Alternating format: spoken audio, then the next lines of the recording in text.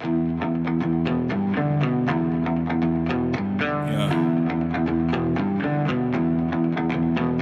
Whoop.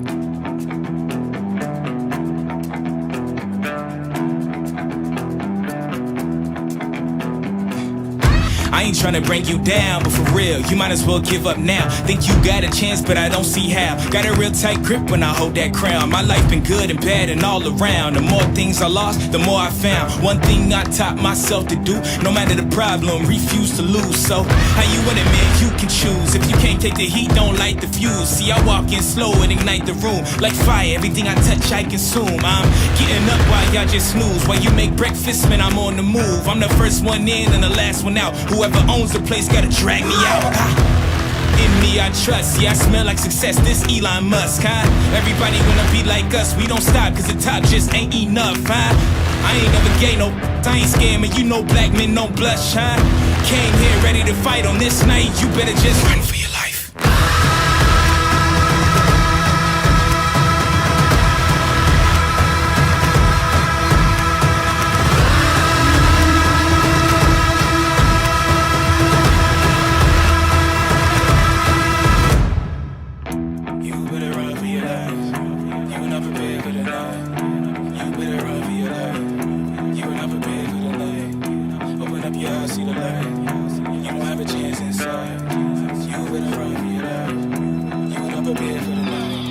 Won't you come and see what it's like, living by the rules that you write. You ain't know those lavish delights, now you had no back in sight. All the little lies you recite, just makes all the savage unite. Usually I'm very polite, but I'ma get savage tonight. Even when a dog being nice, every single dog gonna bite. You might think I'm wrong, but I'm right.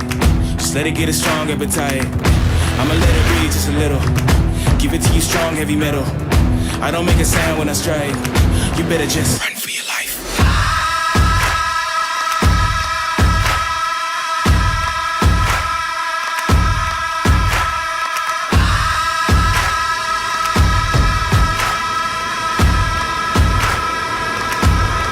Run for your life.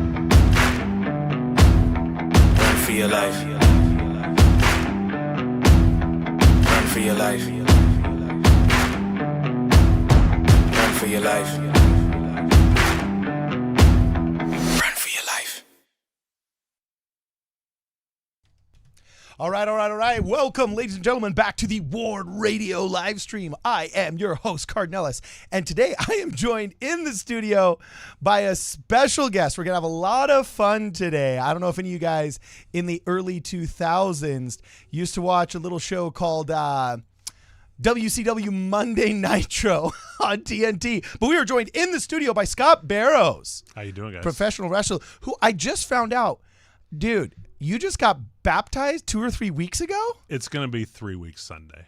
It's going to be Saturday. 3 weeks. Okay. So just to give you guys, the audience, a view into my life here. So I'm visiting a friend, right? And this guy, I'm visiting a friend at a state conference, and then this guy gets up and he just gives this really killer talk, and he mentions that he was in the Scorpion King and did some wrestling. He's 6'10", and how much do you weigh, bro? Oh, just over 200 maybe. Like 300 pounds or something. Dude, I'm 277 and I'm 6'6" on a good day. You know what I'm saying? So anyway, he's huge, and he gives this great talk in state conference. And bro, like, to be honest with you, I thought you were like a seasoned member of like 20 years or something. I didn't realize it was 2 weeks ago. Like, what's your story? How on earth how does a guy that was literally in WCW Monday Night Nitro, who's now doing horror movies and stunts in Hollywood, how did that happen, man? Well, let me go get dried off for my baptism. I'm still a little wet from that. I have always been a positive respecter, if you will, of LDS people. Growing up in Colorado, I knew a lot of them. Okay, cool. And a lot of my buddies were in the church. Okay, rock on. And just to be honest, it comes down to I like being wholesome. I live a weird life that's not necessarily wholesome. Okay, right? yeah. But I'm into it, and it just talked to me. And plus, the girl I love is a member of the church. That doesn't hurt. All right. So, rock on. That's cool, man. That's cool. So, anyway, I don't even know where to start. There's so much awesomeness here. So we're just going to have to introduce you to a little bit of our audience and the live stream that happens here in Ward Radio. We got a couple of people that joined earlier really fast. Deb Millum. We've received the records of Deb Millum to the Worldwide Ward Radio Warship. So everybody that would like to welcome Deb into the ward, please put a W in the chat for Deb.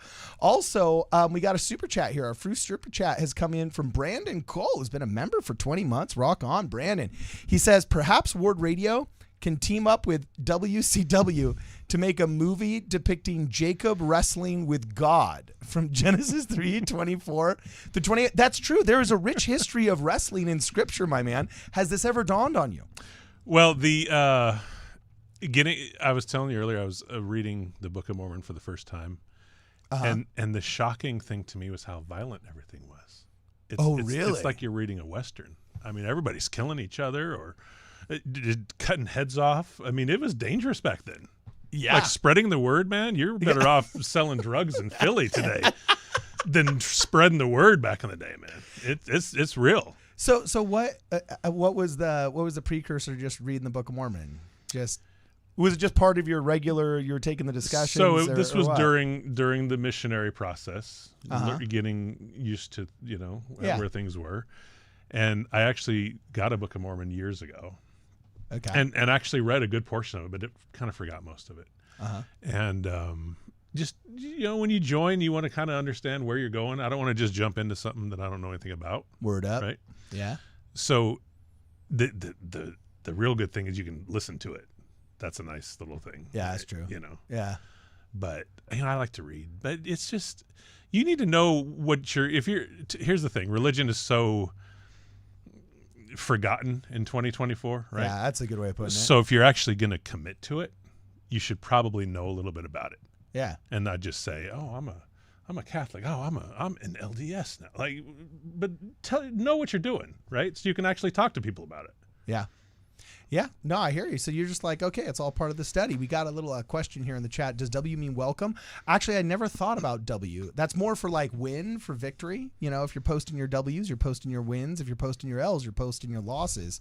So here in the Ward Radio Wigwam, when somebody joins the Ward, which is the joking reference to the fan base of this show, we just offer them a W in the chat. With that said, if any of you guys have any questions you want read online, as long as it's germane to the conversation and it's appropriate, we can get to it. We'd love to read your super chats on air. Also, if you haven't had a chance yet, please like this stream as you're coming into the stream. And if you haven't subscribed yet, I look at the stats and easily 40% of you guys haven't subscribed yet. So please let this be the day that we earn your subscription here. We're pretty excited to have Scott Barrows with us, professional wrestler, actor, doing really cool stuff in Hollywood now. Recent convert. Like, I still can't believe 2 or 3 weeks. This is amazing. And you're just showing up on an LDS live stream just all of a sudden. You remind me of something that I just got in the mail today, though. That I briefly was showing you as I was cleaning the studio before it started, but my audience, before the live stream started, but my audience hasn't seen it yet. I'm going to bust check it this out. out. Yeah. It's pretty cool, huh? Yeah, check this out. So look at this. Guys, you will never believe what just came in the mail today. And you might have to hold this up to your camera. Maybe it's a little bit closer. I don't know. Maybe I can do it on mine. But see if you can hold this up so the audience can see it. Right there. Boom, shakalaka. Okay. Yeah, okay. So we're doing some more historical episodes here that are coming up, guys. I see some people in the chat asking what's going on. That right there, Scott, can you tell them what's engraved on the barrel of that old musket? There's no way they can see it. It says LDS. Yeah, because that, ladies and gentlemen, is literally one of the muskets that was carried by the Mormon battalion in the longest infantry march of U.S. military history. Right there. I think they only made about like 500 of them or 250 of them. They ended up getting purchased by somebody on the East Coast. I followed the provenance of that gun all the way back to a private collection in Missouri that just went up for auction. And fortunately, I got ties in the community of antique firearms, and I was able to, boom, scoop that bad boy up. And we're probably going to make an award out of it. Dare I say a Muskets and Trowels award. So anyway, it's going to be pretty awesome right now. Anyway, we got a couple of questions here. Fidget the Crazy says, does it have a trowel to go with it? Yes, it does. Getting a bunch of dudes, and that's wicked. Also, let me see. Did I skip a super chat here? I want to make sure I didn't skip it. Okay, we're going back to the questions here. Had some really cool questions. Sheba Inferno asked, will Ensign Peak need to bail out the WWE in the greatest heel turn of all time? That would be amazing. So who? Oh, that's just a viewer, Sheba Inferno. They all have who are they usernames. talking about? Oh, Ensign Peak. That's actually, do you know what Ensign Peak is? Should I? Not really, unless you're into like the online squabbles. But basically, Okay. the church has, just like they've got Deseret Industries, which is like our version of Goodwill. Mm-hmm. And they've got, 15 different companies that handle everything from the FM group, which is facilities maintenance, and make sure that like, the broken doorknobs and the gymnasium floors are constantly, they do like the maintenance. Mm-hmm. The company that handles the finances of the investments of the church is called Ensign Peak. And they've had some people that have been trying to say that the church makes too much money, or else that they're not honest with their funds or whatever, just like kind of the typical activist stuff that you're used to. Mm-hmm. But there was kind of like a nothing burger wannabe scandal last year in which somebody accused the church of supposedly not paying enough in taxes, and it kind of created this debacle. And the hilarious silver lining of that debacle was you realized how much good the church does with its finances. Like, it bailed out Beneficial Life when Beneficial Life like crashed, and it was like an $800 million bailout. Yeah. And instead of having to go get money from the government, the Mormon church bailed them out. And you ended up seeing like all these good things that the church does with its money. Who's ever heard about that? What news organization ever picked that story up? No, never. Zero. These are horrible bottom dwellers that end up trying to grab at straws to make sound bites that are far worse than what the reality is. But it's funny because we found out the church was bailing out. It was the only organization besides like the U.S. government that was bailing out companies during that era. It was pretty funny. And I do have a question though, because we got to address the wrestling thing. How did you get into wrestling? Like, what's it like being a pro wrestler? That is so cool. Well, I wanted to be a basketball player, to be honest. That was my thing. And so I went to college to be a basketball player. And in high school, I was dominant, man. I was 6'10". I was 300 pounds in high school. Really? So you can just kind of picture that. Yeah, that's huge. So, and I played on some all-star teams. We played all the good guys. And I was really dominant in high school. So I thought for sure NBA or overseas something, right? And you get to college, and it's a different lifestyle, man. It was no fun. It was a job. You guys were big and athletic and fast, and it was really different. And I needed something to do. I had to do something. I was still an athlete, right? And there was just. It came along. So I met a guy who kind of convinced me to start training. And if there's anyone that watched wrestling in the 80s, they probably don't. But I got in touch with a guy named Jerry Lawler, Jerry the King Lawler. I've heard that name before. He was on Raw back in the day. He was the Raw announcer. My assistant, Cody the Oracle, our audience knows him. You'll probably meet him someday. He literally subscribes to the World Wrestling app. Okay. Or maybe he's got a bootleg version that's pirated or something. I don't know. But he will literally talk about who the best wrestlers were in the early 80s. He knows the Japanese leagues, the Mexican leagues, or I don't know if it's Mexican, but he knows all of the tricks, the terminologies, like kayfabe, heel turn, the whole 9 yards, right? Yeah. And he will literally meander down a conversation, be like, you know what this reminds me of? There was that one time, man, when in the 80s, Hulk Hogan refused to stick to the refused script. to do the job. Yeah. I don't even remember what it was, but like I am the wrong person to be talking with. You got to have Cody here. But I've become like enthusiastic about wrestling just honestly vicariously through him. And he does bring up a good point that wrestling is basically, and like Vince McMahon, he says Vince McMahon is a modern Barnum and Bailey. Yeah, for sure. Because he's the only guy that like has never gone bankrupt while doing the exact same show for like 30 years. There's no one like Vince is a once in a millennium person. So you've met him? I've never met him. I would love to. He's I mean, there's scandals right now. I'm sure you've heard. No, I haven't, but that's awesome. Oh, well, I don't think this is the right place to talk about it, but he's in some trouble for some things with a former employee / lover, if you will. But Vince is unbelievable. He was going to go to jail in '94 for a long time for steroids. Oh, he was in trouble. Whoa. Beat that. He came back, was about to go out of business when Turner was beating him up, and when WCW was dominating WWF in like in the late '90s. Okay. Turned everything around. Well, he basically started WrestleMania. If WrestleMania didn't make money in 1985, they would have been done. Okay. He mortgaged everything on that one show, and it came out. He's the world's greatest gambler, the world's greatest promoter. Wow. The world's greatest bad guy when he was wrestling. There was no better. So you got into it. You got into it because basically a friend of yours, when you went to college, and you realized, okay, basketball. He's like, you're huge and you're an athlete. You should try this. Those guys make money. And I was like, those guys are just slobs. I didn't think a lot of it. I really didn't. I watched a little bit when I was a kid, but you know. And again, I'm older, so the wrestling in the 80s was not like. Let me tell you, man, the cream rises to the top. Yeah, you see this cream right here? Yeah. Those. And there was just a lot. It was just fake, and it's this, but I was like, you know what? Why not give it a shot? And it was. I learned more wrestling than I did in college, man. Really? Oh, real life stuff. Really? Like what? Not even close. Just so when I was first ever full-time gig, I went to Memphis to work for Jerry Lawler, the King Lawler, and.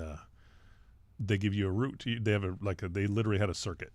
So Monday night was Memphis, Tuesday night Louisville, Wednesday night Evansville, Thursday night was a spot show somewhere. Friday night, where's Friday night? I forget Friday night. Saturday night Nashville, Sunday off. So that was your circuit. You're on the road every day. So you get paid based on how many people came, right? There's no contracts, there's no guarantees. So some nights I'd make $40. I'd drive like 300 miles, and I was new. I didn't know anyone, so I was driving myself. Whoa! So I didn't have anyone to share gas with. That's like old school NBA. Also, like back in the 80s when the NBA and the ABA were still kind of competing. Yeah, you would just have like all these small teams, no name venues. Basketball was not the sport. Right. Like baseball was the sport. Right. Now, like people don't even schedule. Programming for to compete with the finals, but like my dad, he used to be able to. He can to this day still name all the players on the ABA teams in Salt Lake, and he's like, and you would literally go. There'd be like one in Reno, then there'd be one in Sacramento, then there'd be one in like Modesto or something. Oh, ABA was wild, man. Oh yeah. So anyway, and the guys didn't make a lot of money. Like some professional basketball players early on. They would have to like wait tables at night. They had other jobs. Yeah. Football players too. And guys in the pro football players. And a lot of pro football players would wrestle in the off season. Oh, shut up, really? Ernie Ladd. A lot of guys. Yeah. Okay. Yeah. So you're doing this whole tour for I'm paying to do this basically. Like you drive from I was living in Nashville in a weekly place. They said don't get a lease anywhere because you might go somewhere else. So I'm in a weekly terrible place. I mean bad. There's a place called Dickerson Road, and I don't even want to tell you what goes on there. Okay. So you're in a weekly spot. So you get up and you leave. It's from Nashville to Louisville was hours. I forget how long it was, but you get $40. Yeah. Cash. The guy comes around with a little box with a little bitty pistol in it, and he gives you your $40 with a Derringer. He had a little pistol, right? And I'm like, oh my God, what am I doing? I'm like 20. I've done some bootleg stuff too. When I was in New York, UFC fighting was still illegal. It was just barely coming out of the closet in terms of being respected. Like that was right when Jim Rome was talking with. Well, who was the guy that made it illegal in New York and who was behind all that? Who? John McCain. Oh, I believe that. Yeah. Because I got a gig on Craigslist. I was a host. I do, as a radio host, I'd oftentimes get presenting gigs, promotional modeling gigs. Believe it or not, 50 pounds ago, I actually had a decent jawline. You know what I'm saying? Handsome. But anyway, one of my first gigs that I got was literally announcing for what I found out later was an underground UFC league. Oh, wow. Like these kids were prize fighting in Brooklyn in a arena that had blocked out so the neighbors didn't know what the noise was, the windows. That's amazing. And this guy just with cash, like you talk about cash, he would meet me. He met me in Times Square. He didn't want to meet me anywhere. He met me in Times Square to ask if I would be willing to host this event. I'm like, yeah, of course. He's like, well, do you have any experience with like wrestling or fighting or this and that? I was like, well, I mean, my roommates were wrestlers and I've done it like intramurals, but I've never done any like actual league work. But like, what do you want me to announce? And like, he wouldn't even really tell me what it was that much. Sure. But I got $200 for it. Wow. You know what I'm saying?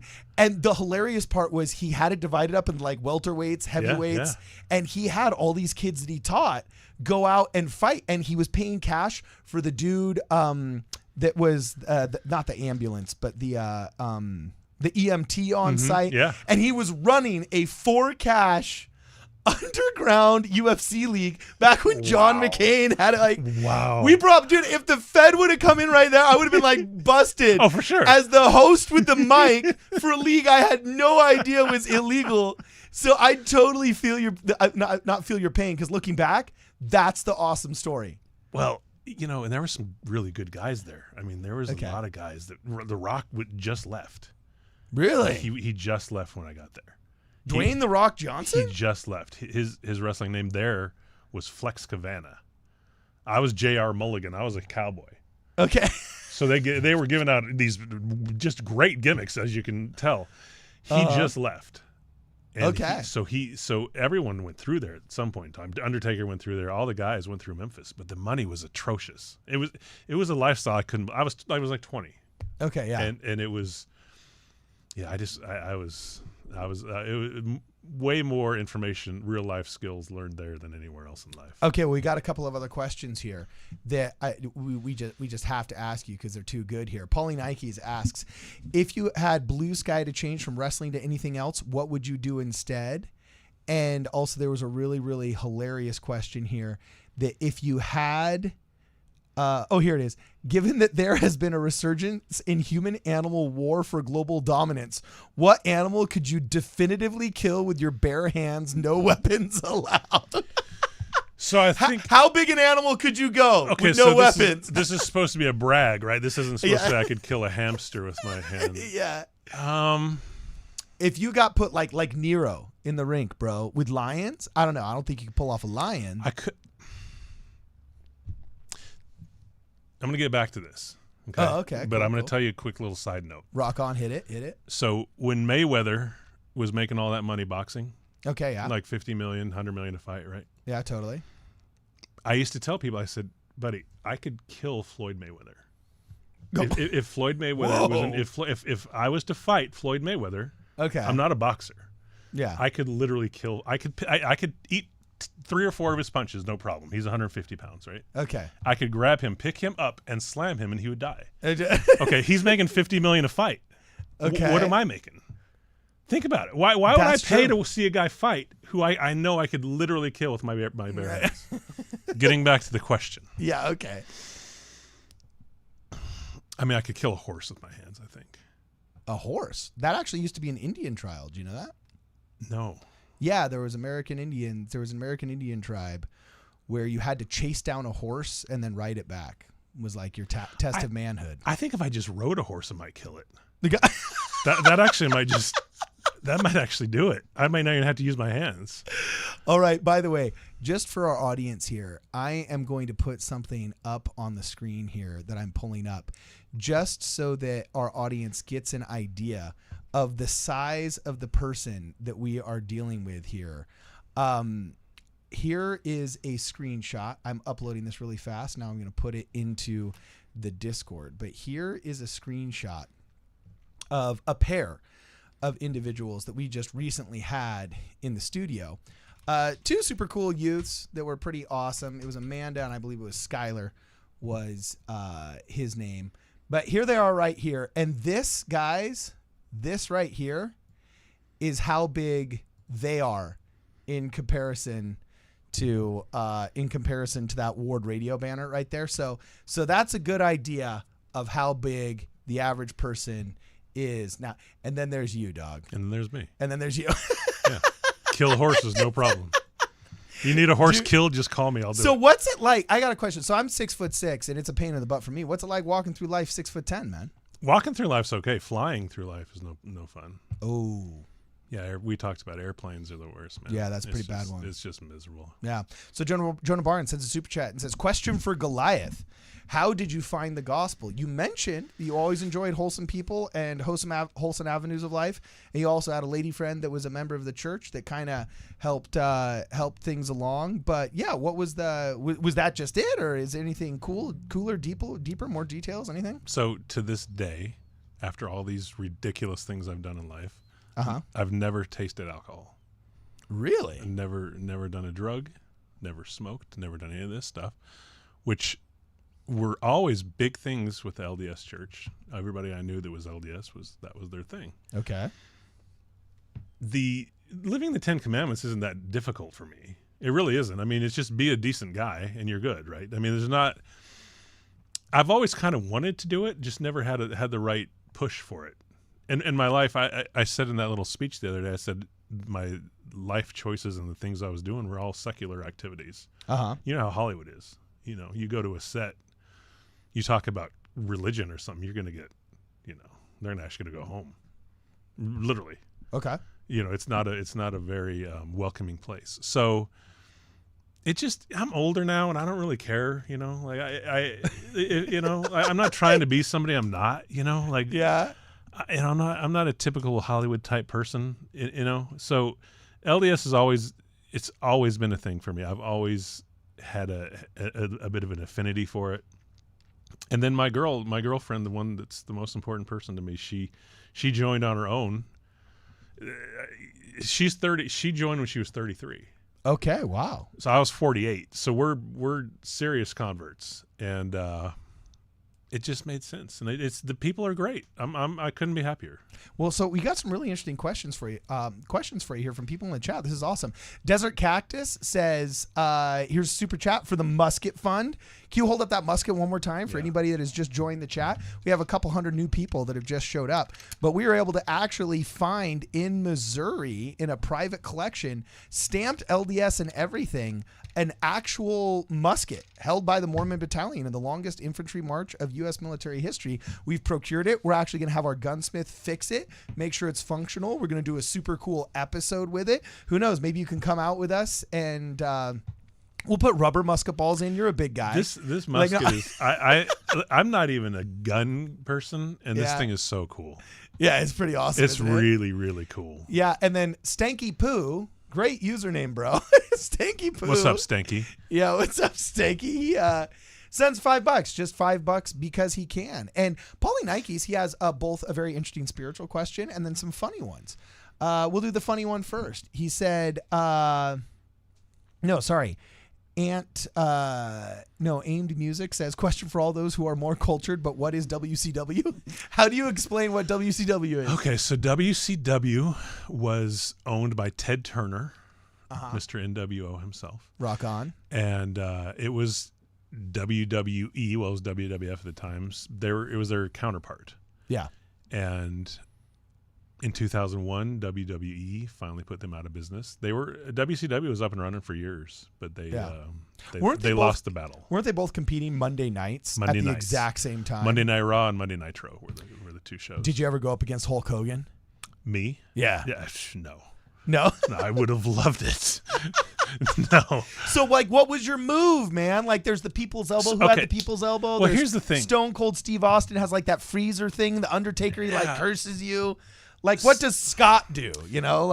So, my matches, I was big and I was athletic and things, but I I got so many bad gimmicks. I was a cowboy, as I told you, J.R. Mulligan. Yeah. Terrific. Right? I Terrific. can see you in a cowboy hat. Okay, That's awesome. I was a monster of sort. Like, I went to Mexico and wrestled a little bit, and I was a monster. They painted my face. Shut up. What was the movie? There was a movie. It was kind of there was a character that like Nacho Libre style? Well, it was Lucha Libre, yeah, but I wasn't obviously doing lucha. I was just like a monster. I would just beat, like. That is so cool. Those guys were great. The You Mexican sound guys like were you have awesome. had literally the funnest life. Well, it's fun, but it's interesting. I would say interesting more than fun. But I try not to do things that I don't enjoy. So. Okay. All right. Awesome. Well, then, Paulie Nikes, man. Bro, do you just want the mic, Paulie Nikes? Because you're coming out with some banger questions here. This is really great.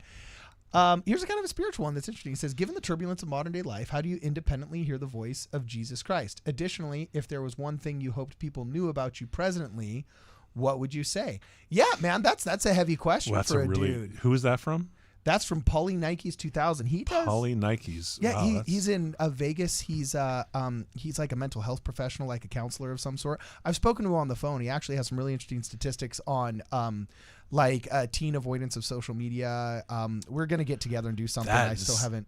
That's a super deep question. Can you repeat the first part? Yeah, he said if you had. Oh wait, no. If you had. Oh geez, he had 7 questions here. Yeah. Given the turbulence of modern day life, how do you independently hear the voice of Jesus Christ? Additionally, was there one thing you hoped people knew about you presently? If there was one thing you hoped people knew about you presently, what would you say? So yeah, how in the turbulence of life do you independently hear the voice of Jesus Christ? That's interesting. That's a really good question. And we need more people to hear Jesus Christ. Like what you just said about the kids in the social media. That I think that might be the biggest problem in the world. Is that really you can pick up a phone, a kid 12 years old can pick this up and see pornography, see whatever you want, right? Yeah.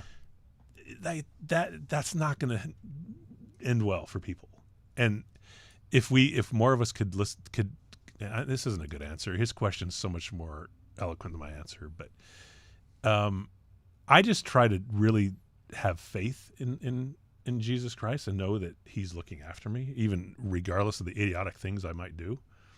And social media is just stay away from it.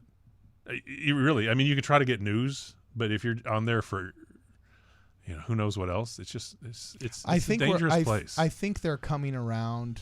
I think people it was unfettered when it first came out because it was like a new toy our society had, but I think that our society is doing a better job at contextualizing it now.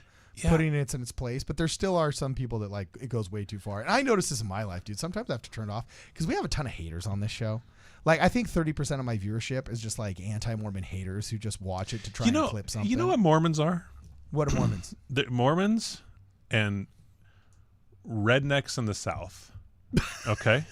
Oh, I don't know where this analogy is going. Listen, keep going, brother. You're going to agree 100%. Everybody's going to agree. Okay, cool. They're the two groups of people that anyone has free reign to say whatever they want negative, to make fun of them, to bury them. They are the most unprotected class of people on earth. Yeah. It's those two if half groups. This stuff anti-Mormons said about us were said about Jews, they would literally imagine Jews, Muslims, name it. Yeah, exactly. It would be the end. Yeah. And it's just people just it's just shocking to me. It makes me like it even more. Oh, really? Yeah. It makes you it just lights my fire even more. Yeah. Hey, so has there ever been an ostensibly Mormon wrestling character in any of the? Yes. Really? Yes. Who was it? He's old, but his name was Don Leo Jonathan. You're gonna have to Google him. Dude, I'm looking up Don Leo Jonathan I think he was, now. He was a big guy. He was probably 6'6" ish back in the 60s. When that was. This was in the 60s? Yeah. Don Leo Jonathan? Yeah. Oh, my gosh. American professional wrestler. Look at this right here. He was Mormon. Oh, he was Mormon? He was Mormon. Oh, he wasn't playing the role No, of he a was Mormon. a legit Mormon. Oh, my gosh. Oh, can you imagine if someone played a role of a Mormon? They'd be the biggest heel in the world. That'd actually be cool if you had a missionary name tag on and he won a bunch of matches. But wow, this guy's ripped, dude. Yeah, imagine that in 1962 or whatever that was. Yeah, he was a giant, and he was really good, I guess. Really? And he was a Mormon. Yeah. Okay, cool. Look at this guy. He's got belts and everything. Yeah. He just passed away at the age of 87. Holy smoke. But this is some really, really interesting stuff right here. Yeah, that guy was a Mormon. Look at that. He's a big guy, man. As far as I know, that's like Conan the Barbarian chops right there. It is. That's probably what, 72-ish? That's yeah. I don't know, but you're looking really good in your IMDb profile, man. Yeah, I mean, you look like a total thug right there. That's pretty cool. I mean, that's what I go out for mostly. Yeah, for real. I was always cast as the mafioso's bodyguard because I had a really prominent Eastern European jawline. And I was... Oh, Eastern... Yeah, I stood behind the well-paid Russian actors that you recognized in like 10 different things in New York. You could see like my chin down in like 7 mafioso scenes. That's great. Like in White Collar and stuff. It was pretty funny. Desert Cactus, thank you very much for the super chat. And Paulie Nikes, member for 6 months, says, question, what generation is Scott and how does he feel about the most selfish generation that perpetually destroyed America? Hint, boomer's gonna boomer. This guy's really smart. He's really smart. I would be Gen X. Okay. Boomers are 100% the worst. It's not. I can't blame the young kids today who are just trash, but boomers are the reason why we're in this. Dude, do you realize you have just stumbled into one of the most prominent recurring themes of my show? Like that is literally, he is trolling me right now because they always complain. Really? Oh yeah, because they always complain that in every show I make some complaint about our church is true because boomers haven't ruined it yet, and America's Constitution is solid because boomers haven't destroyed our country yet. You know what I'm saying? So, what are your thoughts, bro? Listen. Everything was good. So the greatest generation, right? The guys, that were fighting wars in the 40s. Yeah. Came back, from Germany, saw hell, right? We went through it, right? And they have these kids that have a nice home and are taken care of and don't have to worry about anything, right? They stand on the shoulders of giants, and instead of building another rung on the ladder, they just collect the dividends. Or go to San Francisco and burn their bras, and right? The flower children of the 60s, those are boomers today. They're in their 80s. They are what's responsible for all of this. 100%. I love this. 100%. I love this. There was the best generation, the greatest generation, and they immediately went and had the worst generation right after them. Their offspring is the worst. Dude, it's actually kind of crazy. There's social scientists that have actually tried to put in scientific terminologies the pride cycle. Have you ever heard of, who are the 2 social scientists that talk about the 4th turning? Have you ever heard the term the 4th turning? I have not. Donald Trump even used it in his part of his campaign. They wrote the 4th turning, and basically what they said is that the American history since the 1400s can be divided up into what are called saeculum, which is a horrible pronunciation for like the Roman word of one long lifetime, 80 to 100 years. And he said the first turning is always a time of prosperity, and then there's a time of delusion, then there's a time of unraveling, and then there's a time of chaos. And literally like all the way from the 1500s to the modern day, he talks about, and he shows in like 25-year increments what the inciting event was, what took us out of one phase and into another. And in the last one we had from 1946 to 1964 was the time of prosperity because it was post-war. And then that ended with the shot that killed JFK, which would, put us into the time of unraveling, which was all of the self-doubt years, the 80s tax riots, all of, the feminism and everything you talk about. Then there's the unraveling, which would have happened basically throughout the 80s into the early 2000s. And now we're in the 4th turning that is the time of chaos. And hopefully chaos will end. And unfortunately, it only ends usually with war. But the way as you explain that, I have heard of that. Neil Howe and William Strauss. Those were the 2 people I was looking for. Neil Howe and William Strauss. And we're in that time. It's people say you want to live in interesting times. Well, we are living in very interesting times. People have actually already made graphs of this. Dude, I'm going to have to do an episode on this all together. But if I pull up this graph right here just from online, looks like somebody's done a whole entire blog post on this. But yeah, here it is. Yeah, there you go. There's a time of crisis in which there's reset and resilience. There's a time, then there's rebirth and budding. Then there's the awakening, which is awakening in abundance. Then there's complacency and gluttony. And then, this is literally just like the pride cycle. Yeah. You know what I'm saying? Yeah, yeah. It's literally, they just call shared purpose, personal liberty, division, then dysfunction. And look, oh my gosh, they say right here, shared purpose was in the 1950s and 60s. Then personal liberty was 1970, 1980. Mm-hmm. Division was 1990 to 2000.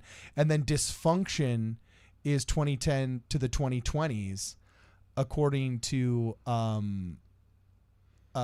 this graph. Wow, this is some really cool stuff. We're gonna have to do this in another episode. That is good. know? Yeah, I like that. So anyway, got a couple of other questions here. Paulie Nike's again on fire.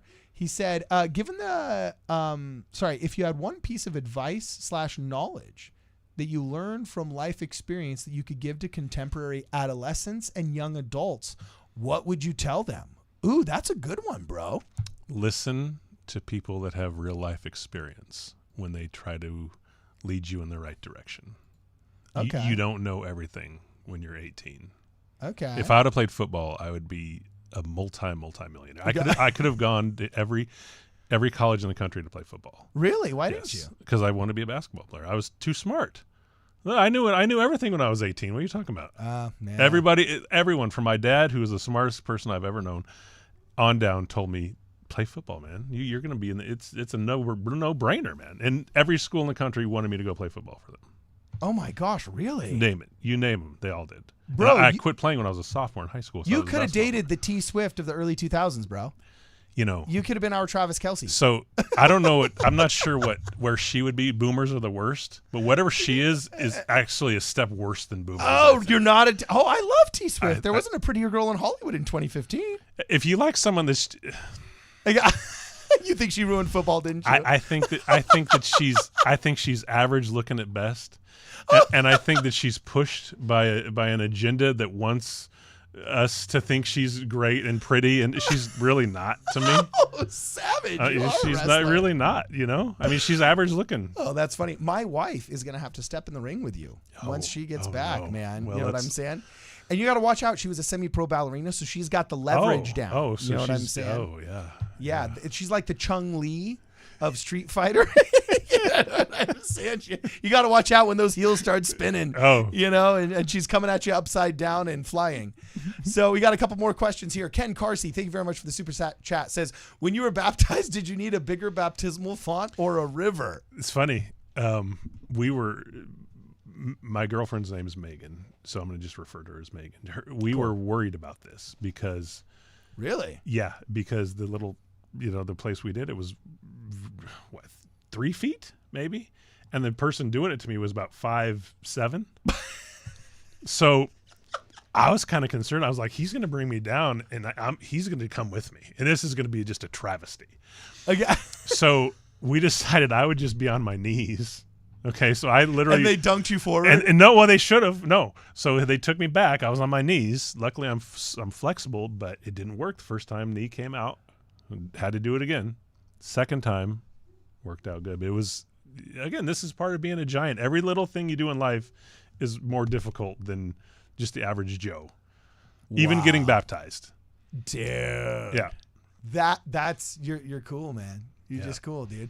Jonah Barnes says, Scott, which calling do you wish you had? Poll the audience question. I don't know how we poll the audience. But what calling? Ideas. What do you think would be a fun calling in the church, bro? I mean, you got a whole lifetime of membership ahead of you now. Yeah. You know? Yeah, it'd probably suck to be a bishop because you'd want to give the people's elbow to the dude that, wasn't behaving right. That's such a good one. I really think that helping people, and the thing is, like, I talk bad about boomers, but the people in my ward, in my church, the older guys are great. They're great because these are LDS boomers. Well, also in California, we've weeded out all the wimps. Like, you're right. It's been like being there's not a people in North America in the Church of Jesus Christ Latter-day Saints that have sacrificed legitimately more at the altar of their sincerely held religious beliefs and received persecution and pushback and negative response in their life because of it You're so than right. members of the church. Yeah. Like, I know what it was like before Proposition 8 and post Proposition 8 were hated. Yeah. You know, and it's just like those that survived here. I know people that literally left because they said the politics are so toxic and bad. I just have to get out of here, you know? And so, there was definitely a thinning of the herd. There was definitely what's that machine that, separates the good from the bad? There was a crucible. That's not a machine. That happened. But now what's really cool is when you meet a member of the church in California, you're meeting like a legit spiritually awesome and conved person. It's an OG. You meet them and they've been through it's an OG. Yeah, you know? That's what it is. It's, and I talk bad about boomers, but I love those guys. Those older guys they're great. And I'd love to do stuff with them if I could help them or their people out, Desert Cactus comes up with a really good question. Says, deepest, most profound question of the night. What do you know about stick pull champions? Do you know what stick pull is? No, what is stick pull? Oh, stick pull. It was a game that Joseph Smith used to play back in the day when it was popular in the 1800s. And it's become like, it was a big youth activity in the 80s and 90s where you have to hold a broomstick. You sit on your butt and you touch feet with another person. You know what I'm saying? And it's kind of like you're in a row machine. You know, you're kind of like this and your feet are up. And then you have to touch feet, and then you also have to hold this stick, and then using leverage against each other, you have to try and pull the other person off the ground. Oh, I think I would have dominated that. Yeah, I mean, well, you do weigh 300 some odd pounds, bro. Who could beat me at stick pull? You know, I don't know. I mean, if anyone wants to challenge me, I got. Well, Joseph Smith apparently was the champion. Like it was a really there. It's kind of like arm wrestling where there is kind of something to it. You know, listen. So I was at this place in Hollywood once. Okay, yeah. And there's this little guy. He was like 5'7", okay, maybe 150. He's Armenian. Yeah, rock on. And one of my buddies was like, "You should arm wrestle that guy." I was like, "What? Why?" He's like, "No, you should just do it." And so he asked the guy. So he goes over and he's kind of drinking and acting kind of dumb. But the guy's like, the guy's really cool. The Armenian guy is super chill, super nice. Yeah. And I was like, he comes over. And I was like, "What's up, man?" He's like, "Yeah, we're gonna arm wrestle." I was like, "I guess, whatever, you know." Yeah. I figure we'll just, no worries. Yeah. So we get in there, you know. I'm like, "Oh, okay, we ready?" You know, this guy nearly ripped my arm out of my socket. World welterweight, I don't know what world welterweight arm wrestling champion. My buddy like literally almost crippled me. Pulling a prank. This guy was I've never felt anything like this. Really? Just from a little 5'7" There's a dude? technique. So if Joseph Smith had the technique, you know, forget it. It's all about technique. Yeah, he literally almost crippled me. Dude, that is hardcore. Yeah. All right. Yeah. So you think if you got the technique, you'd be unstoppable with stick pulls. But I think Joseph Smith had the technique. That's what I think. Yeah, that's true. Rex Good. Hey, resident approved boomer here says, what insignia would you all like us boomers to sew into our clothing? # wild in the streets. Can I get a Savage award? You know what, Rex? You get the ultimate Savage award because he's an OG. Yeah. He's an OG. In fact, we should make a cool shirt we have a bunch of really cool approved boomers, we jokingly call them. And they're super cool cats that have been with us really for a very, very long time. And Rex Good is one of them. And we got to get a shirt just for that special breed, you know. And then we got another question here that came through. Oh, no, he didn't. Oh, actually, I got a question for you. Yeah. So, like, what was your move? And then what's my move going to be? Because we got a situation to address here that might be able to use a professional wrestler's advice here, you know. So first off, what was your move, dude? Like, okay, again, going back to all these gimmicks. Yeah. I had different moves. Okay. What were your top 3, bro? So the first one, which was the worst, Okay, yeah. was a claw, right? You pick him up, you know, like the claw. Rock on. No, we're not done. Would have been great if that was just it. So this guy, he says, "No, you're going to put the claw on him, and then you're going to pick him up and then slime him." I was like, I'm big. How am I going to do that? Like, how am I going to do this? Oh, no, they'll help you. Yeah. I tried it 3 times. It looked terrible every time I did it. Is this on video? It's on video. Is it like old Super 8 or VHS or what? This was my first match in Memphis. Okay, yeah. And I was against this jobber, but he was pretty built. But I went out and Lawler in the back, he's like beat him in like 2 minutes. He's like, don't give him any offense. Just beat him. Make sure you use your big claw slam. I was like, oh, okay, sure. So there was no root. We didn't practice anything. And was this back when wrestling was kind of real? 90. This was 2000. It was still all choreographed. People in the South, right? a lot of them agreed. Like a lot of them believed in it, even in 2000. A lot of people in the South. So we're on. Their TV show was the #1 TV show in Memphis. It was live in the studio. I think it was WMT TV or something like that in Memphis. This is so cool. So it was my first match there. I maybe had 5 in my life, right? So I was like, okay, cool, go, So I go in there. This guy's really well built. He's a big, strong guy, and he has to, I'm new, and he has to lose to me in like 2 minutes. So he was a veteran too, so he wasn't all that happy about it. So go out there and I beat him up a little bit, and it's time to do the move, and I put my hand on his head. Okay, here we go. And I try to pick him up, and he doesn't move at all. It's just I put this on him, and I go, okay. It looked so bad. Okay, so I get to the back, and he went down. He just kind of fell down awkwardly, and I pinned him. Right, so I go to the back. You remember a team called D-Generation X in WWF?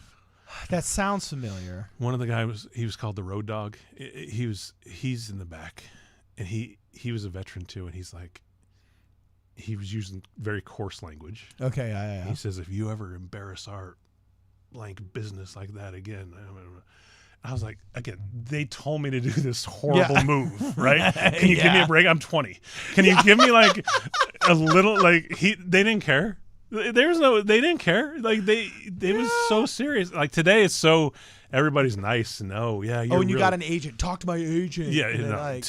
Listen, there was no grace given to me, and it looked horrible. And I actually have a video of that. I'll give it to you sometime. Dude, that is. Why is there no documentary on like the early days of wrestling? Oh, There's a bunch of them. West. There's a bunch is of there? them. Yeah.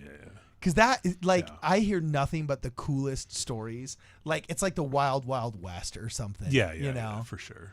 Let me see. RJ Johnson says, approved boomer here because I wrote a #1 best-selling book that Cardin likes. Oh, it is true. He wrote a really good book. That's Randall Johnson, who wrote, I don't want to botch the title. Hold on.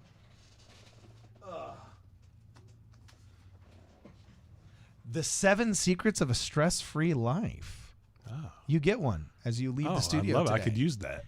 Boom, Shak Lock. I know 6. I haven't gotten to that 7th one. You haven't gotten to the 7th. This will help. Well, you're going to get a #1 best-selling book by none other than Randall Johnson, spelled with 1 L. Remember, it's 1 L. He's not like the baseball player. So look, you and I, we have to come up with a move, bro, because I'm getting threats, dog. So for I'm you, getting threats, you're tall, you're lanky, and you're tall, and you're boisterous, right?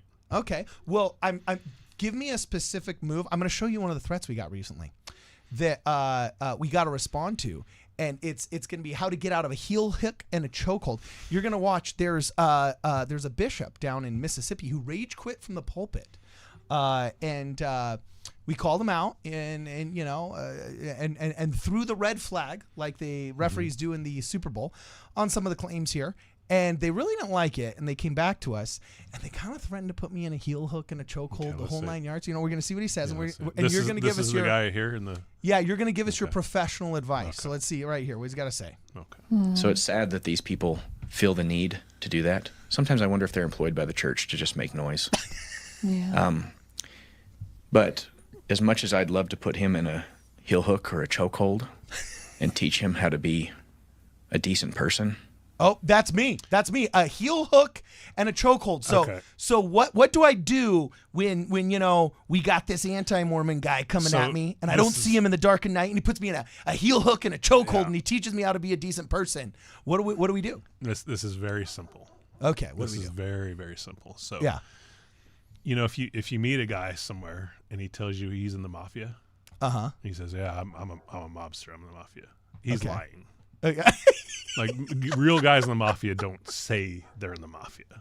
Okay. Okay. I've known enough fighters, professional fighters, in my life to know that none of them would threaten you with some hold.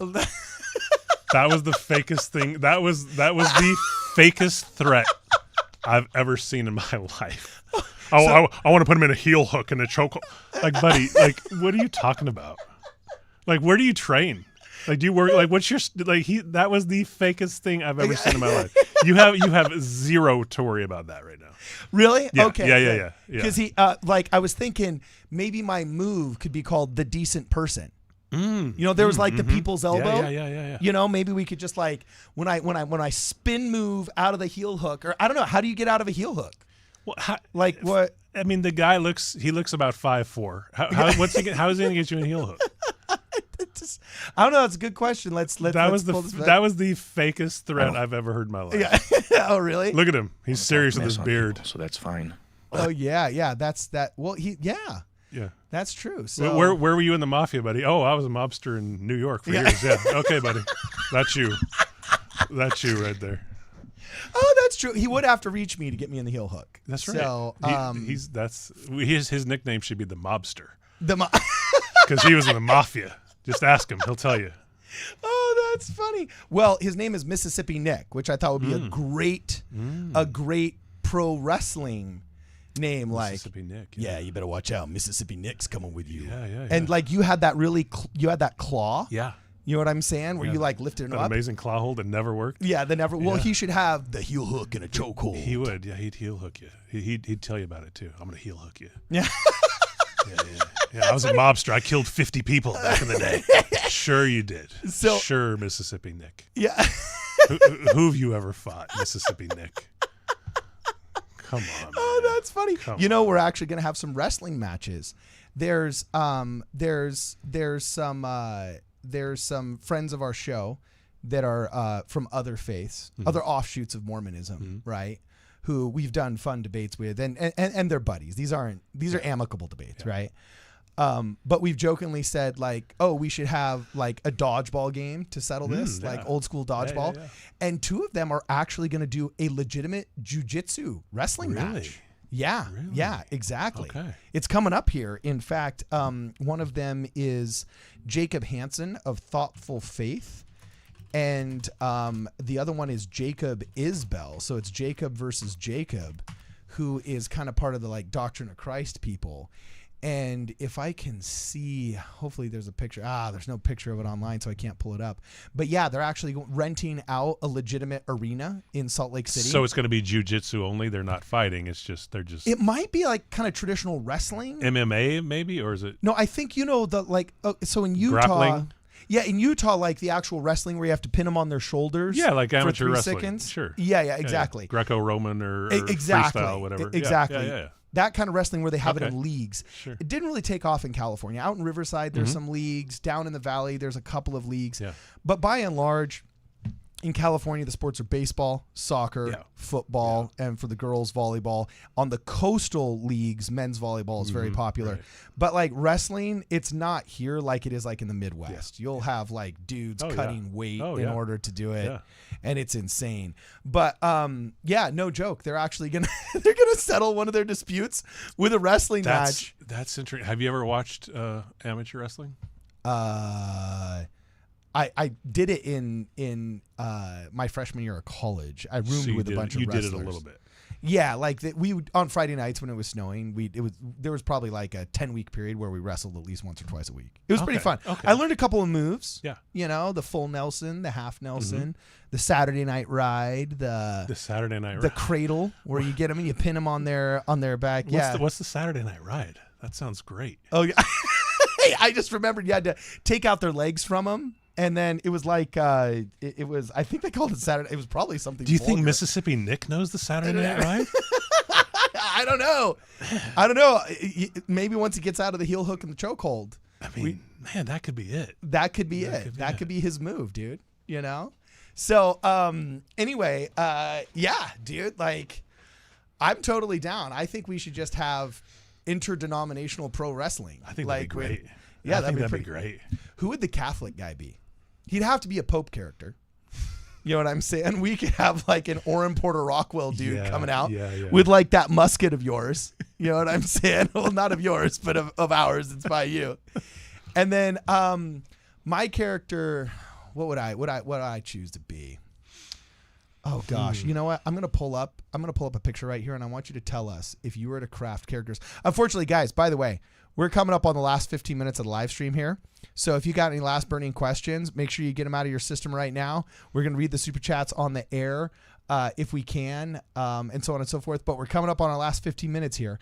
So right here on your screen, this is the original 4 cast members of Ward Radio. We used to be called Midnight Mormons, but then we had to rebrand because the whole like try not to call yourself Mormon thing. And so anyway, we did the whole rebrand. And now this is that's like our little poster, for lack of a better term, right? Yeah. So like there's me in front with the white hat on, and then you got Kwaku L right there, who's he's kind of ripped and wired. He doesn't have big guns. He's got lizards with sharp teeth. Yeah. You know what I'm saying? Wiry. He's kind of he's getting bigger though. He's filling out more. That's the ultimate build for MMA is to be long and wiry, like Anderson Silva and John Jones. Those guys, long arms and reach, and they just have that wiry strength. Those guys. I got a 7'2" arm span. Are you? Oh wow! So, you should have played basketball. I was playing volleyball. Okay. I was all CF in volleyball, but wow, 7'2". Yeah, 7'2" arm span. So like in the sweet science, so you have an amazing reach. Boom. Yeah, so like when Mississippi Nick comes at me. 5'4" Mississippi Nick comes at you, you could literally just hold him off. like they do with like the little people. Just, come over here. You're not going to get me, buddy. And he's going to be sitting there like just throwing, I'm going to get you, you son of a gun. Yeah. Come back to Mississippi, buddy. Yeah, it's going to be hilarious. So what should our aliases be? And then also that smiley guy in back, really cool dude who actually plays in, have you seen the Book of Mormon videos that the church has made yet? I think I've seen a few. Yeah, well, he's the guy that plays the young King Mosiah when he grows out his beard. I think I recognize him. Yeah, exactly. So anyway, and then Brittany the Shadow right there, that's my wife, Brittany. And okay. Yeah, that's what she looks like. So you outkicked your coverage too. Yeah, dude, exactly. Yeah. Boom shock. That's a great term. Outkicking your coverage. Yeah. Good. So instead of dating up, we say outkicking your coverage. I kicked it out of the stadium. It was not even close. That's awesome. Yeah, so what should our wrestling aliases be? Like, what would I be? What would Brittany the Shadow be? What would you recommend for our boy Kwaku L? What's his name? Kwaku L? Yeah, Kwaku L. His name is Ghanaian, and in Ghana, when you say what your name is, it's also your formal introduction.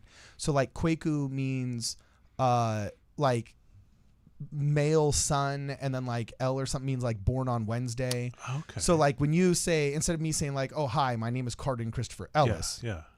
And then Christopher is establishing my middle name, so I'm differentiated from the other Ellis family members that might be named Carden, or I'm Carden Ellis III, or whatever it is. Okay. When you present yourself in Ghana, your name literally signifies, hi, I am son of so-and-so, born on this day.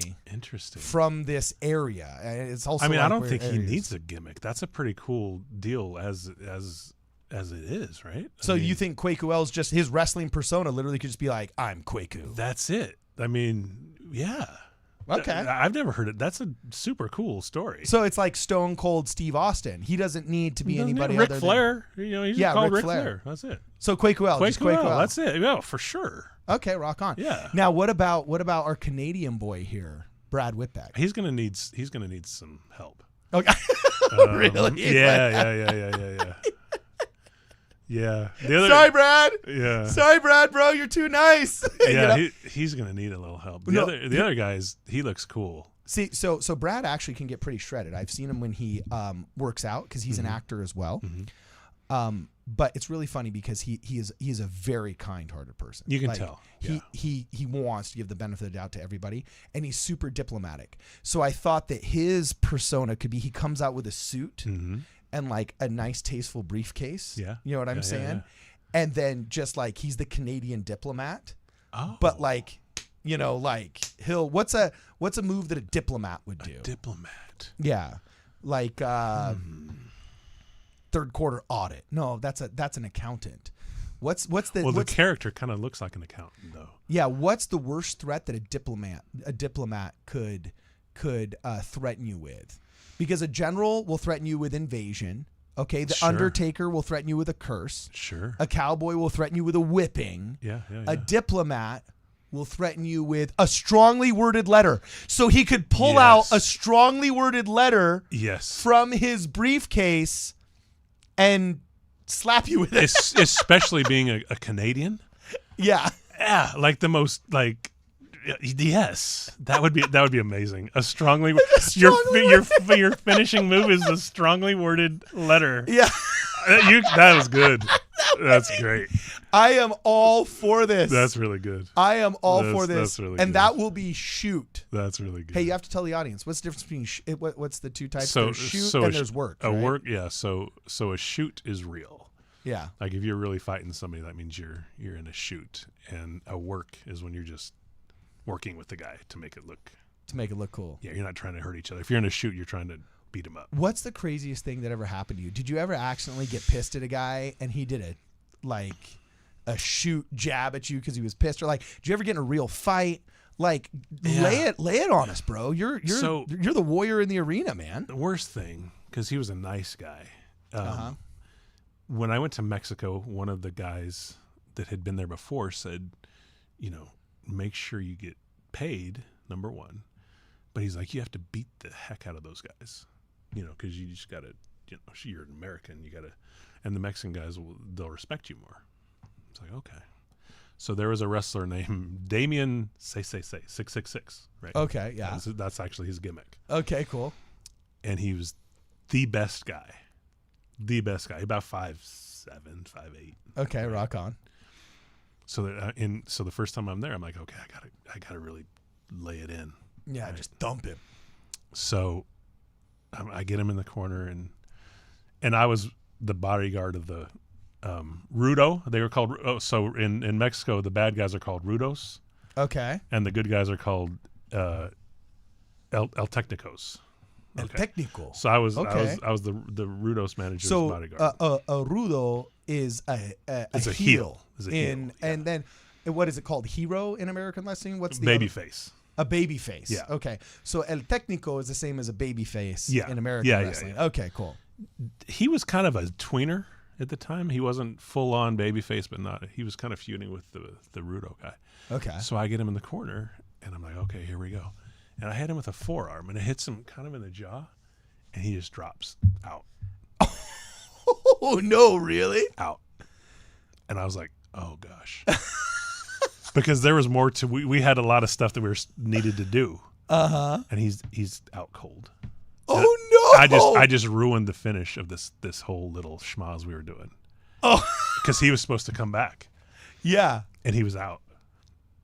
Was he okay? He was okay. I mean, eventually. And he came back, and I was like, I'm sorry. And again, this is the first time I'm there. Uh-huh. Anytime my first experiences You're were lucky horrific. he wasn't owned by a mafioso and they didn't meet you. Listen. Okay. The cartels were very involved. Really? Very. Yeah. I met some guys. How did the cartel get pissed at you for knocking out their boy or what? Again, he came back and thanked me. Like the Mexican wrestlers they're something else, man. Like really? Yeah. Like he literally thanked me, and I was like, I'm so sorry. I told the promoter, I'm so sorry. Like, oh no, it's okay, it's okay. And it screwed up the whole thing. We got through it, but that was really bad, and I felt terrible. And I only came back like maybe 2 more times after that. So I really hurt him. Like How were the cartels involved? So they were fans. One of the I don't want to get. Yeah, no, don't get whacked, bro. But one of the organizations was funded through cartel money. Really? Yeah. As in like the promotional organization, right? The business. That's how they paid. They were funded by that. Wow. And is there a lot of gambling that goes on, or is it mostly just for spectacle? No, they sell like tickets? cockfighting is a big thing to gamble on down there. But not wrestling. They kind of know it's a real show down there. Like the luchadors do some amazing stuff. They're incredible athletes. It's almost like gymnastics. It's not like knockdown, drag out stuff like we see. They know it's a show and they love it. It's very wildly popular. But yeah, there was some guys. I met some kids of some really not so great guys. Really? Yeah. But do a lot of them get involved? For example, soccer teams were really big for money laundering in the 80s or 90s because you could take the cash that you got from drug sales and say that it came from ticket sales. Sure. And you could dump literally $1 million into a stadium and that account and launder $1 million in one night because, it was just all these bills came from just these people coming to buy tickets. Yeah, and there's politics. Is that what they were doing? It's Mexico, so everything's corrupt there. Yeah, everything. Wow. And there's not a lot of money to throw around, anyways. Like the people there don't have a lot. The tickets are probably $5. I used to go to the place in Tijuana called the Auditorio. Okay. That's what they call it. It was like a rodeo place, but it was big, and they'd get crowds. But yeah, it was unique. Wow. Okay, so what's the wildest thing that happened to you as a pro wrestler? We're coming up on the last 10 minutes that's here. pretty wild because there was a lot of people there, and I was kind of in trouble. Really? And again, I wasn't really. If I would have known more, I would have been more nervous, because I didn't really know everything. They always said make sure you keep like $100 on you when you go down there, anyways, in case you just get arrested for whatever. Like Tijuana's a. I don't recommend it, man. It's dude, I've been there. It's not the place to be. Man. And they were really good to me, and they paid me pretty decent. I'd only go down on Monday nights and just and do shows and come back. But that was wild. Let me think of other stuff. Well, was that also part of? You mentioned you had a circuit that you were doing. This was years after that. This was a couple years. So after there was your circuit that you had in Nashville, Louisville, and then you would come back around and you'd skip Sunday. So did you have a circuit from L.A., Tijuana, San Diego? So this was what? right when I started acting. This was in 2001. This is when I should have really gone headfirst into wrestling, but that's when I started doing some acting stuff. Really? So it was kind of Did you kind of wish you would have stayed in wrestling? Yeah, I should have. Yeah, I would have made a lot of money doing that because I was pretty good. I didn't really. I don't have that many matches to my name. I was around a little bit, I did a lot of stuff, but I should have really, and it was so much about who you knew and stuff too. But I was meeting some good people, Yeah, one of my buddies wants to start a podcast called "What Was I Thinking," and you just interview. Buddy, I should be the first guest. I mean, literally. What was I thinking? Podcast. I had this good thing going. Yeah. And then I stopped. What was I thinking? Yes. They give me maps. Here, hey Scott, just go left and you're good. Just stay left. Yeah. Sure. See you later. Right. You name it. I would. Okay. So how would you get into acting then? I guess just take us out through your acting stuff. Like you mentioned Scorpion King. That was just stunts. I didn't do any acting. Oh, that's cool. I'm going to look for a screenshot of you while you're telling the story, bro. Well, I don't think you'll see one on that. You got to look hard. Oh, okay, cool. But that was just straight stunts. Okay. And I was first thing I ever did. Okay. And it was. I wanted to be an actor always because I always thought it would be great. Wow, rock on. But that was lucky. The casting director saw me and she said, "We need really big athletic guys that can fight or fake fight," and I was the guy for that. I mean, there's several guys. I mean, it was a lot of people. But. Okay, so Brandon Cole comes up with another super chat here. Says, "Cardin, your character should be the Swedish Savage." Oh, that's funny. It's good alliteration. The Swedish Savage. Maybe you aren't Swedish, but it's in the European neighborhood, and we need the alliteration. You know what? I am. I guess you could say my dominant heritage is Polish, and then through the Clara Barton side, maybe Scottish English. So anything like Ellis, that's an English last name, but my heritage is Polish indeed. So some of my friends would call me the Polish ogre. In Argentina, they call me La Bestia, which literally means the beast. That sounds great. So yeah, that could be my lucha libre. Back in the day, the ethnic gimmicks were the thing. Oh really? Oh yeah, for sure. Like the biggest star in the 60s and 70s was Bruno Sammartino, and he was just a big Italian guy. And the East Coasters, New Yorkers, just loved him. Just couldn't get enough of him. Couldn't get enough of him. Just couldn't get enough. Yeah. Okay, well, Killer Cobalt says, "Is it against church policy to baptize by suplex?" What's suplex again? Isn't that like a smash move where you jump? No, off it's when you the pick someone up and slam them, fall back and slam them. Oh, that's kind of how that's honestly kind of how my mind went, but the guy didn't go fully in. But yeah. Really? So did you ever have to do any of that whole cut your forehead with a razor really fast? So yeah, I was around a lot of that. Really? Yeah, I never did it. Oh, you never did it? No way. Okay. I was too good looking. So you didn't commit to the bit. Just Yeah, kidding. exactly. And then Paulie Nike's 2000. Thank you for one more super chat. And he says, "What's your last meal? What's your last meal in mortality and why?" So I guess if you had to So, choose, a what was your last last meal? What would that be, man? Yeah, a guy like you. What do you have? Like a 3,500 calorie diet or what? 3,500 calories. That's not very much. Oh, That's not. You probably eat that easily. well, actually, I got to get it down because I'm trying to lose weight, man. No, me too. Yeah. I like anything spicy. I like one thing I don't want. Don't give me meat and potatoes. Don't give me that. Really? No. Give me something spicy and Thai or Indian. Really? Yeah. Oh, okay. You're gonna fit right If in. anyone on this watches is in Santa Clarita, there's a Thai place called Siam Rice, and they make really spicy, great stuff. Oh, I had it okay. last night. It was my Valentine's Day treat. It was spicy. Okay. So cool. anything hot, just whatever most people couldn't handle, I like. Oh, rock on. Awesome, yeah. man. That's awesome. My wife is big time into Thai food as well. And then Yeah. the guys oftentimes when they come down, they totally want to eat chicken tikka masala and the weird lamb stuff. Do you like the lamb Like stuff? lamb, that's Indian. No, goat karahi. Goat It's called karahi. goat karahi, but it's got like little chunks of bone in it. And like, Yeah. The second I find a bone, it's over for me. Well, goat's really gamey. It's like lamb kicked up a notch. yeah. It's You know what I really loved? Was the halal food Mhm. from the carts in New York City. Oh yeah. Yeah, that is the best. But you know $5. what's terrible in New York? What? Is the sidewalk hot dogs. Oh, you weren't a fan. Huh? I was like, oh man, no, I can't wait. I'm gonna go get one of those hot dogs. It was like, no, it was like, what? Yeah. What is the They're surprisingly small. super small? But like, what's this? I was like, really always like, oh, Yeah. I'm gonna really do it up. Yeah. No, it's worthless. Oh, that's funny. What about the Dodger dogs, man? Dodger dogs were good. Yeah, I've noticed know? they started selling those in the grocery stores. You know, Yeah. so. Have you ever had a Korean hot dog? Oh no. I just had like one at the a other day. Korean, like a Korean barbecue hot dog. Or what? No, it's like maybe dipped in something. It's almost like a corn dog, but it has extra stuff on it. Oh, Look into that. dude, I'll have to check that out. Yeah. So then, guys, guys, we got another 5 minutes right here. Any last super chats? Put it into your system. I was just thinking, like, what if BYU TV just started its own wrestling? Yeah. Like, I think there's actually something to be done there. Just their own independent little Yeah, just like their organization. own independent, like. Yeah.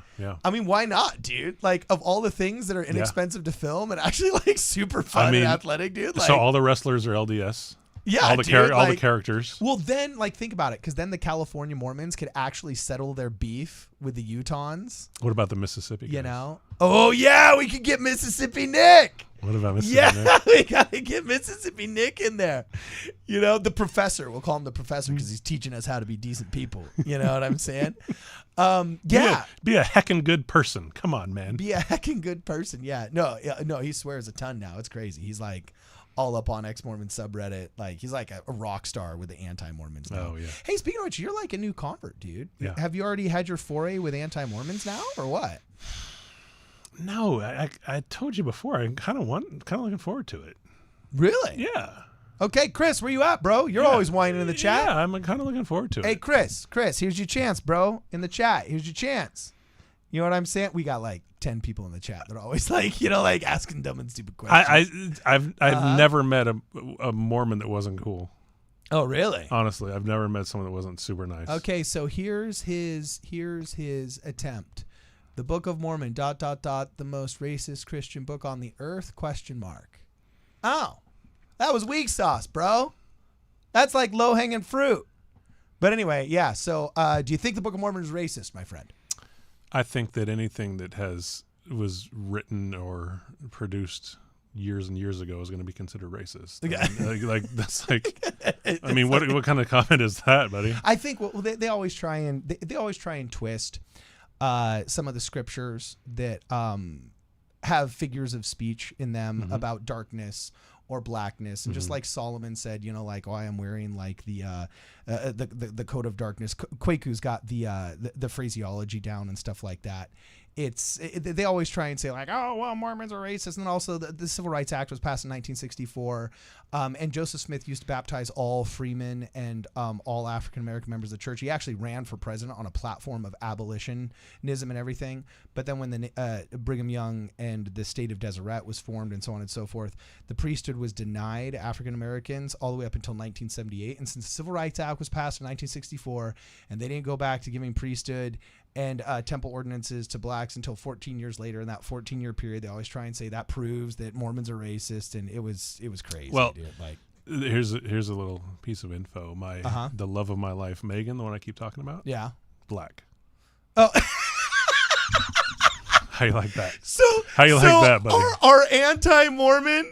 Yeah. The best thing you could come up with is Mormons are racist, Yeah. and your girlfriend's black. And she literally joined the church by herself with no support from family, friends, anyone, and believed in it enough to go join the church at 33.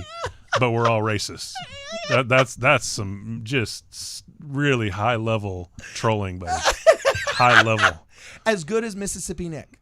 I mean, Mississippi Nick's in his own do you level. believe which was better? Mississippi's I'm going to teach him how to be a decent person. Was that better, or was Chris Murphy's "you're racist"? Chris Murphy's normie racist comment, Yeah. was complete.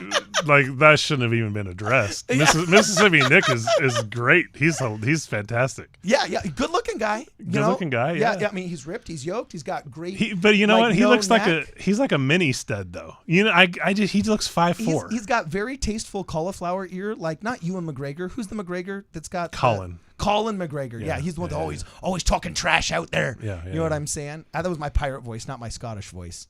But yeah, rock on. Oh, by the way, Ben Giles. Thank you very much, Ben Giles.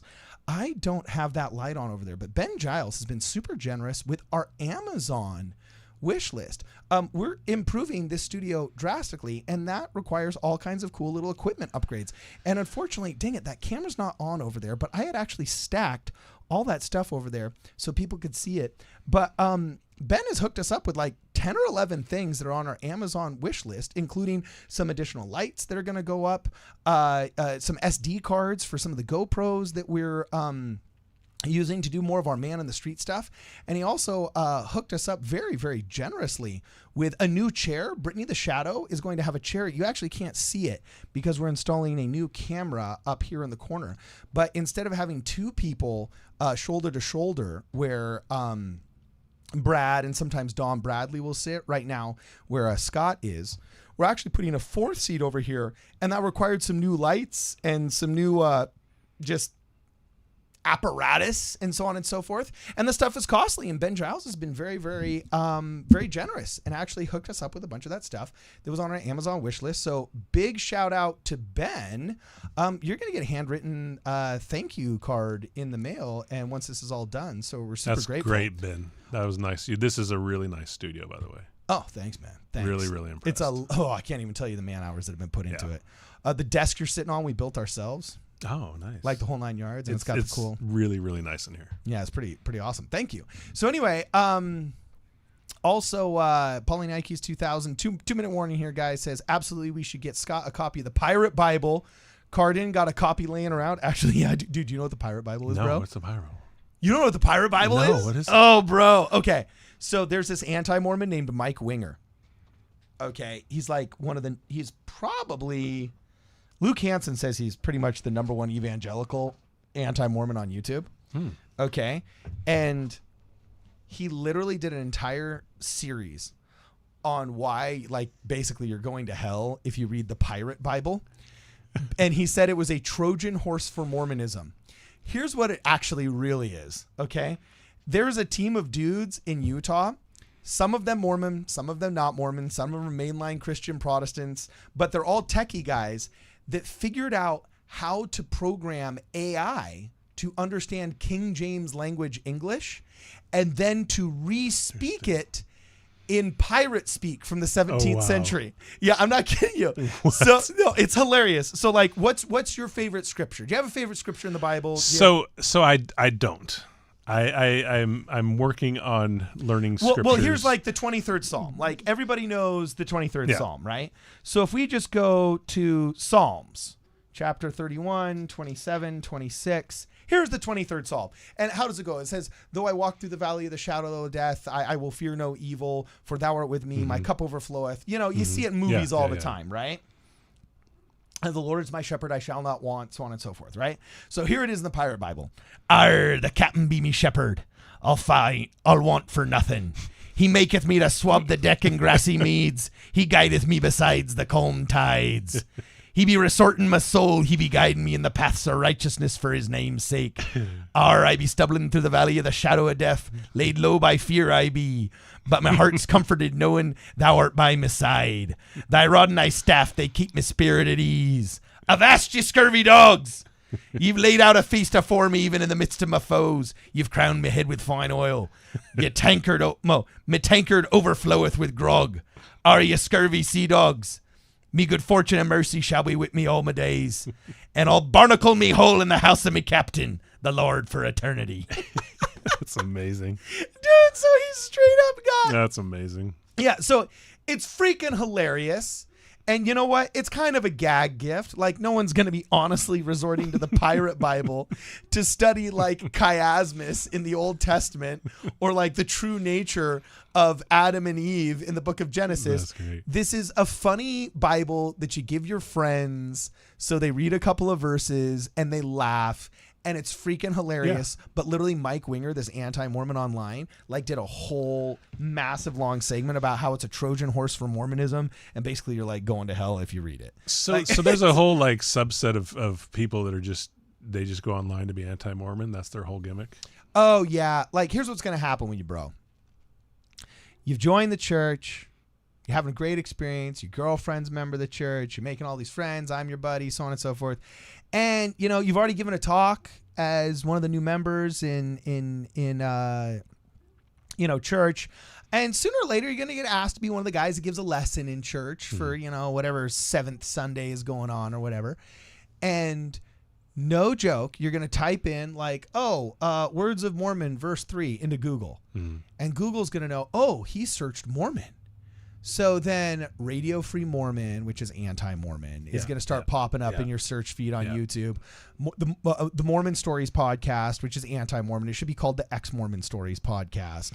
All the anti-Mormon content is going to come up for two reasons. First off, because a lot of these people are wolves in sheep's clothing, and they use common terminologies of the church to try and lure people in via confusion into watching their programming. And also our church, frankly, did not do a very good job in the early years of the internet producing positive content. It was flooded with anti-Mormons that were, you know, trying to lead people astray, for lack of a better term, right? And so it's getting better now. This show is actually part of that online battle and so on and so forth. But there's literally people, and there's lots of them. And the most toxic ones are actually ex-members that have kind of gone woke. And they say that they're doing it, you know, to save the gay youth. They say that they're doing it to save the women from the misogyny and the patriarchy of the church. And they shroud themselves in all of these eloquent and noble sound bites. But in reality, they're just hateful, horrible people that if they were doing this to Jews would be called anti-Semites. Well, again, this goes back to my analogy. The redneck in the South and the Mormon. You say whatever you want. No one's going to say anything. Yeah. Just whatever. Yeah, true. In fact, I don't even think you have to be a redneck. The second you have that accent, it's like free That's game true. in American That's media. true. They just think that like that's the one thing you could just make fun of. Carolyn Wright Gaines Music says, where do we find the Amazon wish list? And BT Dubs, thank you for the kind gift and letter carding. Oh, well, I believe you are actually referring to the widow's mite that you earned because you gave a super chat and you earned it, Carolyn Wright Gaines Music. You also got an additional Roman bronze widow's mite sized coin in there with a cool handwritten letter. And everybody that within that 24 to 36 hour period gave us their address in conjunction with the super chat got that as well. And if you can, go into the Discord and post a picture of you proudly holding your widow's mite, and we might show that on one of the upcoming live streams. And in regards to where can you see the Amazon wish list, if I am not mistaken here, guys, if you just go to Ward Radio and you click just on our channel right here in the description. Oh my gosh. It is not there. Well, you can look it up on Amazon. If you just look up into Amazon Ward Radio, I will see if I can't put that also. Oh, it's in the description of the videos in the automatic uploads. as well. There's a link to our Amazon wish list. So Carolyn Wright Gaines Music, if you'd like to help us out that way as well, we welcome the contribution. And Latter-day Chad says Exmo evangelicals, I think he meant to say, are disingenuous, and I know they are wrong. Saw an anti-endowment post replies verses proving in the Bible as they block me, remove the comment, turn off comments. Oh, yes. Yes, these people come at us and they flood the comments. It's just for clicks. Yeah. It's for clicks. You say you're an X blank, just fill in the blank. Yeah. And you're just going to get clicks. That's the whole point. It's nothing genuine. It's nothing real. Yeah. And then question from Pauline Ikes again says, Carden, Scott needs copies of the rule books. Yes, I'm actually developing a rule of the top 30 rules, the playbook for anti-Mormons and consistent attitudes and approaches and behaviors that I see online. And Latter-day Chad here says, I know for a fact that there are apostles and even members alive today who have had temple visions and visitations from divine beings. I am a witness. Wow, that's interesting. And I got to tell you, one of the most beautiful things about the Church of Jesus Christ of Latter-day Saints is the fact that we have, as part of our codified faith, the idea that personal revelation is real and you have to develop a personal relationship with God. So you, quote, recognize the Spirit and have the courage to act upon its promptings. And that is something that's almost completely dead in mainline Protestantism and can really only be found in, the spotty coverage of New Age, generalized spirituality that is becoming a little bit more popular with Gen Z now, as the mainstream churches have gone woke and failed at introducing spirituality to the youth. There's still some vestiges of this idea of personal revelation that survive in kind of the mainstream spiritual culture and so on and so forth. But as part of a codified faith, the Church of Jesus Christ of Latter-day Saints is wildly spiritual, like outside of maybe Eastern faiths. I think we are literally the most spiritual. I mean, we tell our members to pray twice a day, which is fundamentally equivalent to like Zen Buddhist meditation. You know what I'm saying? And we encourage our children to search, ponder, and pray, read the scriptures. It's not all about knowledge. It's also about spiritual guidance and divinity. It's pretty awesome. And Aimed Music says, I was present at an unapproved school activity that involved unapproved weaponry, and God literally saved me and gave me comfort in one of the scariest times of my life. Wow, that's interesting. Reach out on the website. We'd love to know more. And the Dove Nest says, Descartes, to put the evidence back on Jesus Christ. I think these guys did an episode about it. Oh, yeah. Obviously talking about previous episode we did quite well. So anyway, we can wrap it up right there. We're already 2 minutes into overtime. We usually do a 1 hour and 30 minute podcast. We're already at 1 hour and 32 minutes. Count the song, and it's all good. But anyway, any last thoughts, my man Scott? Before we go, what'd you think? This is your first live stream in a while, or what? Yeah, well, it's a pleasure chatting with you, man. Yeah, pretty wild, huh? What do you think of the whole? What do you think of the whole do the live stream thing? Oh, let's do it again. Yeah, all right. I'm totally down. And next time we might have Brittany the Shadow here. We might have Jonah. We might have Brad. We might have a ton of people. If you haven't had a chance yet, guys, please make sure that you like the stream coming into it. Please make sure you if you haven't liked it coming into it, please make sure that you like it on your way out. And we got some really, really cool videos coming up tomorrow. We're covering some current events. So me and Jonah are going to be recording right after this and then hopefully posting it early tomorrow morning. Make sure that if you are subscribed to our channel that you actually press that alert button so you get our morning show. We're doing really, really well so far. Pretty much all of January and all of February, we've maintained a very consistent morning edition of Ward Radio in addition to our afternoon content. And we're looking forward to producing even more of this stuff thanks to your guys' generosity, both through the super chats and your contributions on Venmo and the Cash App. With that said, if you don't mind, please consider throwing us a little bit of coin on Venmo. We are at Ward Radio on Venmo, and on the Cash App, $ Ward Radio as well, because that's what the Cash App uses. And other than that, sign up for our newsletter. Sometime this year, we want to have an email list where we can do like maybe a once a month recap. Hopefully someday it becomes a once a week recap or something.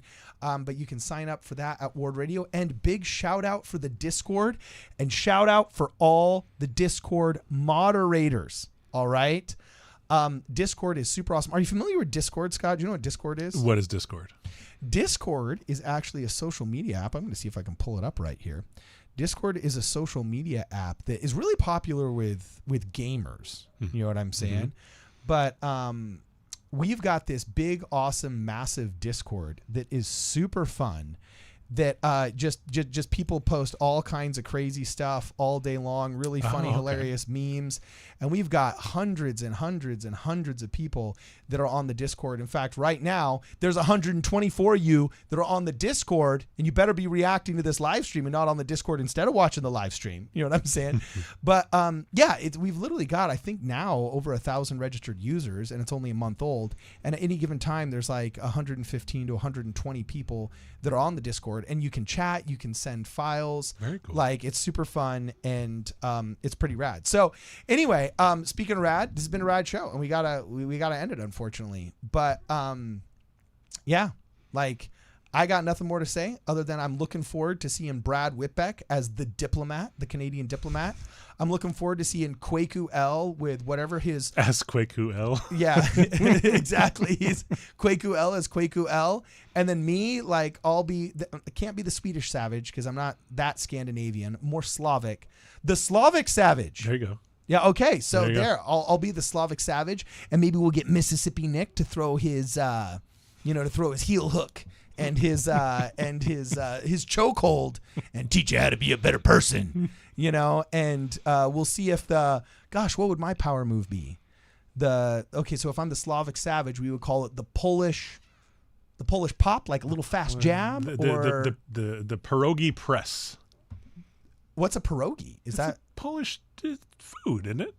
Maybe it is. Oh, or the Polish press for sure. That Polish would work. pierogi. Yeah, it's pierogish. It's Polish. It's a pierogi. Okay, I don't know Polish cuisine well enough. Well, it's time to. I gotta try it out. I've only I never met my grandfather. I mean, I supposedly met him once when I was like 3 years old, and I don't remember it. But he escaped the Nazis before they invaded Warsaw. But he died when I was very, very young. So my Polish heritage and ancestry kind of needs to be reconnected with people in the motherland. So anyway, yeah. So the Polish press. So maybe I'm big enough where I just like, and I just like fall down. 7'2" wingspan. You just don't have to do much. Yeah, and then I'm giving him something. And you really do have like really long arms. Yeah, it's pretty absurd. Like, when they see your arms usually match your height. Yeah. My arms go like way past your knees. Yeah, they go way past my height. Yeah, it's absurd. Like, look, I'm out of frame, dude. Like, that's impressive. Yeah, it's pretty nuts. That's really impressive. So anyway, all right, dude. So as we've said before, guys, we've been hanging out in the studio with Scott Barrows. I'm Cardinellis, your host. It's been real, and it's been fun, and it's been real fun. As always, for this and more, please make